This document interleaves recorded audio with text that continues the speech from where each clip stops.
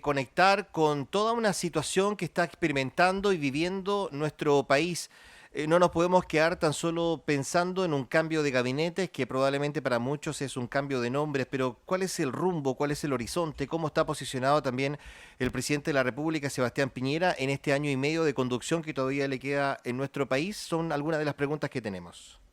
Exacto, y queremos conversarlo con Pamela Figueroa. Ella es cientista política y académica de la Universidad de Santiago, quien ya está en línea para conversar con nosotros. Pamela, muy buenos días, bienvenida a los micrófonos de BioBio. Hola, muy buenos días, Rodolfo y Karina. Muy amable, Pamela, muchas gracias por tu tiempo. Seguro que esto es mucho más profundo que un cambio de gabinete y hay que observarlo probablemente así, de lo que está viviendo también nuestro país y la conducción de un gobierno. Pero es imposible no pensar, por ejemplo, en lo que ha ocurrido con la figura de Víctor Pérez, un senador que ahora es ministro del Interior, y lo quiero conectar también con lo que ha ocurrido con Espina y Rivera, que entendemos ellos habrían sido removidos del gabinete por negarse a asumir también Interior. Y ahí quiero ir. Interior, el Ministerio del Interior, con todo lo que está viviendo Chile. ¿Qué lectura le das tú a esto? Bueno, el Ministerio del Interior es un ministerio muy importante, clave en cualquier gobierno, sobre todo dentro del sistema político chileno, un sistema hiperpresidencial donde el Poder Ejecutivo tiene un rol muy importante en el proceso político. El Ministerio del Interior tiene dos grandes responsabilidades, ¿ya? Tiene una responsabilidad que es sobre orden público y seguridad interna, y otra responsabilidad que ha tenido tradicionalmente, que es la coordinación política del gobierno, ¿ya? Entonces tiene esas dos grandes líneas, porque además piensa que el Ministerio del Interior, en un país centralizado como el nuestro, coordina todo el trabajo de los intendentes y gobernadores, ¿ya? Por tanto, es toda la bajada de la política del Poder Ejecutivo a nivel territorial, y lleva la relación, además, tanto con Carabineros como con la PDI, o sea, con ambas policías, en todo lo que tiene que ver con orden público y seguridad, y eso además se ordena a través de las subsecretarías que tiene el Ministerio del Interior, ¿ya? Entonces, un cargo muy importante, de mucha relevancia, siempre lo ha sido. Esto está establecido no solamente a nivel constitucional y legal, sino que también de la práctica política que históricamente se ha desarrollado en nuestro país. Y en un contexto como el actual, donde no solamente estamos en una crisis sanitaria que tiene efectos económicos y sociales de gran envergadura, como hemos podido ir observando, sino que también en un país donde el gobierno está muy debilitado, y venimos también de una crisis que se ha conocido como el octubre chileno desde fines del año 2019, y que desde mi perspectiva tiene raíces desde más o menos mediados de los 2000, Sí. ya donde hay una fuerte tensión entre la ciudadanía y las principales instituciones políticas y públicas del país. Es que ahí yo quería quedarme un segundo porque la figura de Víctor Pérez, ex senador, ya estaremos hablando acerca de los cupos también que Mm. se generan allí, sobre el aspecto de, porque es bien interesante, ayer leía varios comentarios que daban cuenta, oye, yo voté por este senador, po, pero ahora me lo sacan, lo ponen como ministro y ponen a un designado, pero si yo no voté por un designado, voté con un nombre y apellido.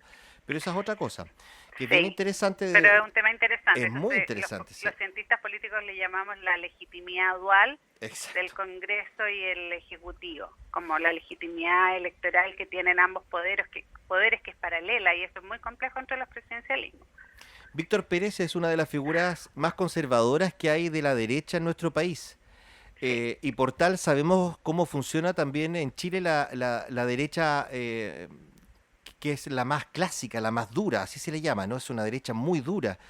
¿Qué crees tú que podría ocurrir con la figura de Víctor Pérez en este caso, por su posición política, su historia, por lo que él significa también y los cuestionamientos que ayer nacieron espontáneamente por su pasado, por la vinculación también, algunas situaciones vinculadas a los derechos humanos, en sus declaraciones o en sus actos también anteriores? Sí, bueno, yo creo que, a ver, lo primero que me gustaría decir es que, como sabemos, la designación de los ministros es una facultad del presidente de la República. Entonces, siempre los presidentes de la República, y en este caso el presidente Piñera, a través de las nominaciones de sus gabinetes, dan señales de las prioridades que ellos van a tomar. En este caso, pareciera ser que es como el último periodo de gobierno. Ya no sabemos si van a haber futuros cambios de gabinete, pero probablemente uno podría suponer que con este gabinete el presidente Piñera quiera cerrar su gobierno. El tercer tiempo se le llamó. Exacto, el tercer tiempo. Pero bueno, hay tanta incertidumbre que es difícil decir. Tal vez en unos meses más se tendrá que hacer otro ajuste, pero pensando en el ajuste que hay ahora, el presidente Piñera, al nombrar a Víctor Pérez, da una señal muy clara, ya que, como tú bien señalabas, yo lo he llamado en otras entrevistas que me han hecho un gabinete de trinchera. Ya el gobierno lo que hace es atrincherarse en sus posiciones más conservadoras, como coloquialmente se les llama a la derecha más conservadora en Chile, la derecha más dura, que son como los más rígidos en términos de ciertos como principios ideológicos que defienden ya con mucho ahínco y con mucha fuerza. El ministro Víctor Pérez, que ha sido parlamentario por mucho tiempo, también fue alcalde designado en los tiempos de la dictadura, entre el año 1981 y 1987. Entonces él tiene una larga carrera política asociada a los sectores políticos más conservadores, y también por sus votaciones y por sus declaraciones. Él ha sido uno de los principales exponentes de estas posiciones más duras y más conservadoras de la derecha chilena. Que además es interesante porque justamente la coalición de derecha, la coalición Chile Vamos, estaba en un momento muy complejo con una crisis interna que muestra estas dos almas de la derecha, una derecha más liberal y democrática y una derecha más conservadora y más autocrática también en algunas formas de ver la política chilena, y pareciera ser que este cambio de gabinete busca resolver esto. O sea, todas las voces de esta crisis de la derecha se incorporan al gobierno, pero en el cargo más importante político, que es el Ministerio del Interior, ponen a un conservador, a un duro, ¿Pamela? que por ejemplo estuvo, bueno, como ustedes bien señalaban, en sus últimas votaciones ha mostrado esa posición. Dime, Karina. Sí, hablando de lo mismo, de la disidencia quizás, bueno, ha sido uno de los términos. Uno de los que llamó bastante la atención fue el nombramiento de Desbordes, ¿no? Que se va a defensa. Se ha reconocido Desbordes como un hombre con mucha opinión, con una voz que siempre está presente. De hecho, fue uno de los que gatilló, ¿no?, los comentarios respecto al 10%, al comienzo de la discusión. ¿Esta es una estrategia política para mantenerlo en un puesto distinto? ¿Lo trae a un perfil mucho más bajo?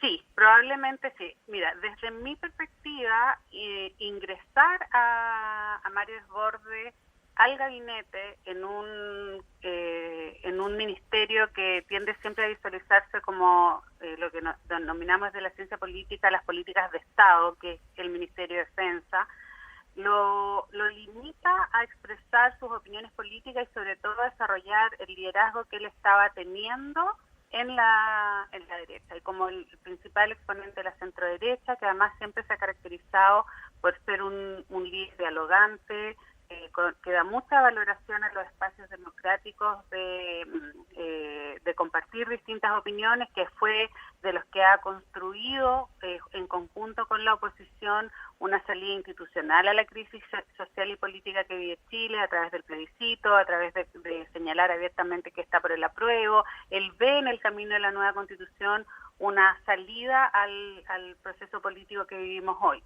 Además, también Mario Desbordes no es parte como de la élite más social de Chile, ya no es parte del establishment típico que uno tiende a asociar a la derecha, sino que él siempre además ha cultivado mucho ese perfil de una persona más como de sectores medios, que tiene una opinión desde la derecha de centro y democrática.